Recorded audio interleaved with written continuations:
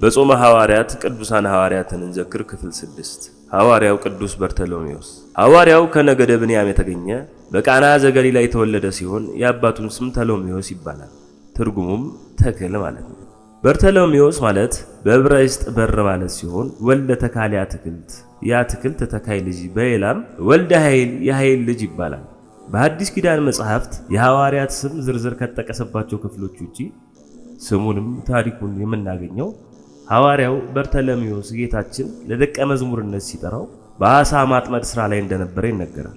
ሐዋርያት የዓለምን ሀገሮች በዕጣ ተከፋፍለው በየሀገረ ስብከታቸው ለአገልግሎት ሲበተኑ ቅዱስ በርተሎሜዎስ የደረሰው እልዋህ ከሚባል ሀገር ነበርና ወደዛ ለመግባትና ወንጌልን ለመስበክ ከቅዱስ ጴጥሮስ ጋር ሲጓዙ በበረሃ አንድ ሰው ከአገልጋዮቹና 2 ግመሎቹ ጋር አግኝተው ሰላምታ ሰጥተውት መንገዱን ቢጠይቁት መድረሻው ከእልዋህ እንደሆነ ቢነግራቸው ከዚያ ሀገር አድርሰን ባሉት ጊዜ ባለግመሉ ሰው በእጃችሁ ገንዘብ የሌላችሁ በዚያች ሀገርም የምትሸጡት ነገር የሌላችሁ ስለምን ወደዛች ሀገር መግባት ለምን ፈለጋችሁ አላቸው። ቅዱስ ጴጥሮስና በርተሎሜዎስም እኛ አንሸጥም አንለውጥም፣ ስሙ ኢየሱስ ለተባለው የሕያው እግዚአብሔር አገልጋዮች ከተመረጡ ከ12 ወገን ነን፣ በየሀገሩ እንድንመላለስ በስሙም እንድናስተምር አዘዘን። ስለዚህ ይህንን ትእዛዝ እናደርስላቸው ዘንድ ወደዚህ መጣን አሉት። ያም ሰው ይህንን በሰማ ጊዜ እናንተ ሰዎች ከኢየሱስ ወገን ከሆናችሁ ወደ ሀገራችን ትገቡ ዘንድ አንተዋችሁም፣ ሰዎችን እንደምታስቱ ስለ እናንተ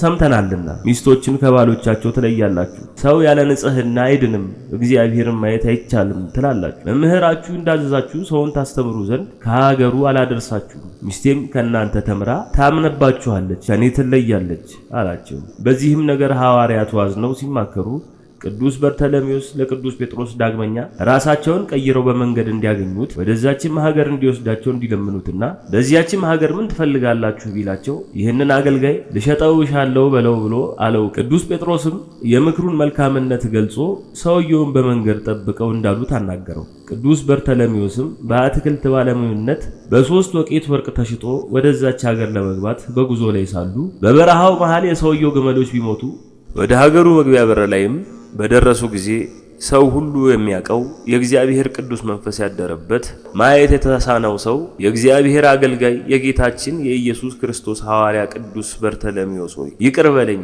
ይቻልሃልና ለዓይኖቼ ብርሃን ስጠኝ አለው። ሐዋርያውም እንድትናገር ያዘዘ ብርሃንን ይስጥህ አለው። ያን ጊዜም ዓይኖቹ ተከፈቱ። ቅዱስ በርተሎሜዎስም በዚያ ሰው ቤት የአትክልት ስፍራ አለቃ ሆኖ በቀን ስራውን እያከናወነ በማታ ወደ ከተማው እየወጣ ለ40 ቀን አስተምሮ አንድም ሰው እንዳልሰማው ሲያውቅ በእንባዬ ጌታዬ ኢየሱስ ክርስቶስ ሆይ እስከ መቼ ድረስ አንድ ሰው ትምህርቴን ሳይሰማኝ በዚህ እኖራለሁ ብሎ እግዚአብሔር በዕለቱ ተአምሩን እንዲገልጽለት ጠየቀ።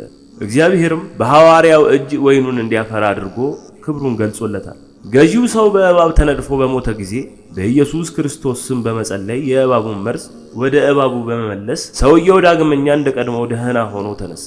በዚህም የሀገሩ ሕዝብ ሁሉ ከሐዋርያው እግር ስር ወድቀው ሰገዱ። አምላክህ ታላቅ አምላክ ነው፣ ሙታንን ያነሳቸው ዘንድ ይቻለዋልና አሉት። ከሞት የተነሳውም ያ ገዢ ተአምር በተደረገበት በወይን ስፍራ ቤተክርስቲያንን ይሰራ ዘንድ ለመነው። ቅዱስ በርተሎሜዎስም ተፈቅዶለት በዚያ ስፍራ ያማረ ቤተክርስቲያን ሰራ።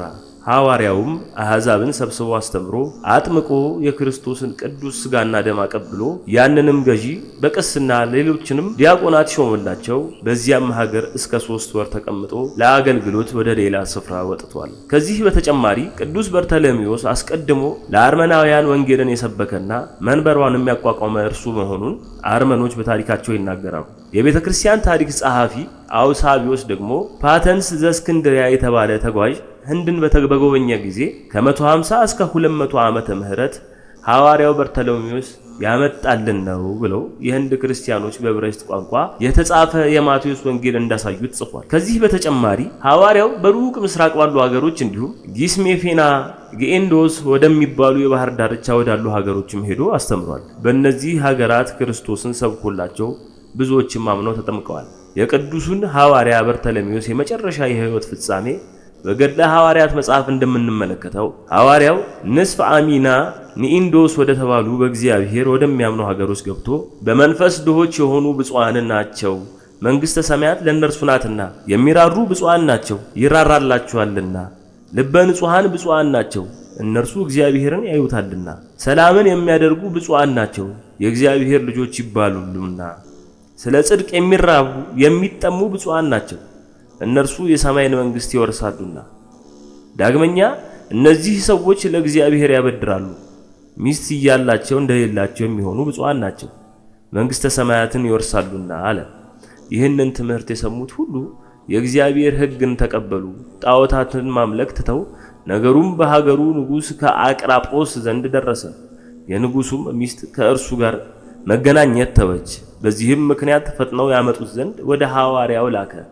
ወደ ንጉሡ በደረሰ ጊዜ የኢየሱስ ክርስቶስ ሰው የምትሆን መድኃኒተኛው በርተለሜዎስ የሚሉህ አንተ ነህን? አለው። ቅዱስ በርተለሜዎስም በድፍረት የክርስቶስ ደቀ መዝሙር እንደሆነ ገልጾ በፊቱ ተአምራትን አድርጎ በድጋሚ በሀገሩ ሁሉ ዞሮ አስተምሮ ብዙዎችን ወደ ክርስቶስ እንደመለሰ በሰማ ጊዜ ከሰራዊቱ 2ቱን ልኮ አስመጥቶ በአሸዋ በተሞላ አቆማዳ ውስጥ አስደርጎ ወደ ባህር አስጥሎት በመስከረም 1 ቀን በማረፉ ምስክርነቱን ገልጿል። በትምህርቱ ያመኑትም ከባህር አውጥተው በመልካም መቃብር ቀብረውታል። የሐዋርያው የቅዱስ በርተለሜዎስ በረከት ረድኤት ይደርብን፣ ጾሙን ይቀበልልን፣ ማኅበራችንን ውልደ ብርሃንን ይባርክልን። አሜን።